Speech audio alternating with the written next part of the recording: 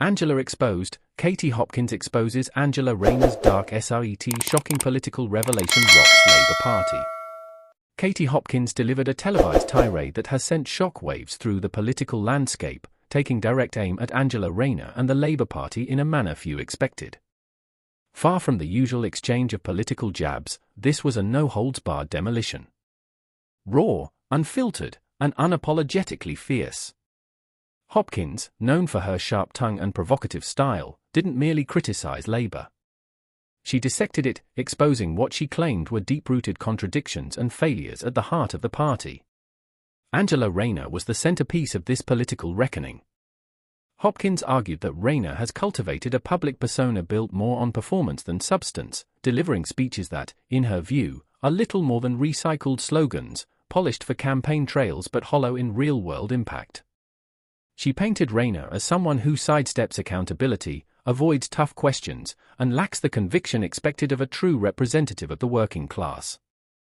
In one of her most pointed remarks, Hopkins even mocked the symbolic traits often associated with Rayner's brand, using biting sarcasm to drive home the idea that her authenticity is a manufactured illusion.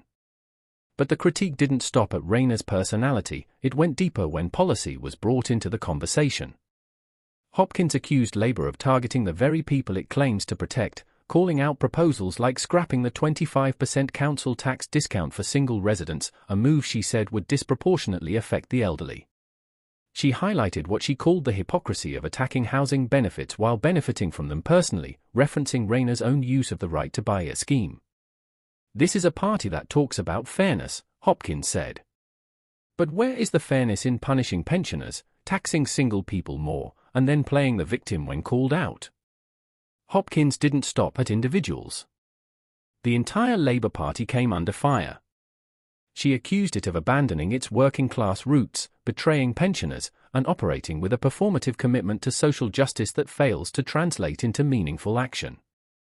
In her words, Labour had become a party that says it supports free speech while shutting down dissenting voices, that claims fiscal responsibility while pushing expensive, unworkable policies, and that pledges to uplift struggling communities while enacting changes that leave them worse off. Throughout the broadcast, Hopkins's delivery was razor-sharp and impossible to ignore. This wasn't a cautious political balancing act, it was an unapologetic confrontation. Her style, witty, confrontational, and surgically precise, elevated her takedown into something more than just critique. It became a viral moment, one that resonated with viewers frustrated by what they see as a political class out of touch with ordinary people. Rayner, for her part, struggled to respond with clarity. Pressed on Labour's position regarding corporate tax and other financial policies, she repeatedly dodged direct questions, falling back on vague assurances about priorities and balance. Hopkins seized on this, pushing harder, demanding specifics, and calling out the lack of concrete answers. "She talks about being the voice of the people," Hopkins snapped. "But the people are asking questions, and she has no answers."